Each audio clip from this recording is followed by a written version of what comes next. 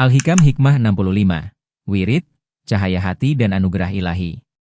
Dalam salah satu hikmah Al-Hikam, Imam Ibn Athailah berkata, apabila engkau melihat seorang hamba yang Allah tetapkan dalam wirid-wirid tertentu, dan ia konsisten menjalaninya dengan kemudahan dari Allah, maka jangan engkau remehkan dia.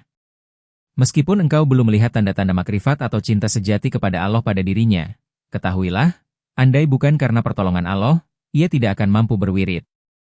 Wirid bukan sekadar ibadah sunnah biasa. Ia adalah amalan sunnah yang dilakukan secara tetap dan konsisten, baik dari sisi waktu, jumlah, maupun bentuknya. Misalnya, seseorang yang setiap hari membaca Al-Quran setengah juz pada waktu tertentu, atau berselawat 100 kali seusai salat, maka itu adalah wirid. Yang menjadikan sesuatu disebut wirid adalah keteraturan.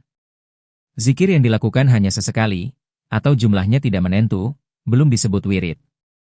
Maka, wirid bukan soal banyak atau sedikit, tapi soal istiqomah.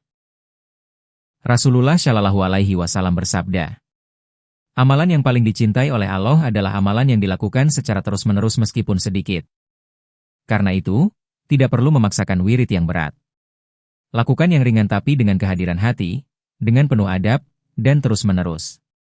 Bisa berupa zikir, membaca Al-Quran, selawat, tafakur, bahkan memberi makan orang secara rutin setiap pekan. Para ulama menekankan bahwa wirid memiliki pengaruh besar dalam menerangi hati dan menjaga diri dari maksiat.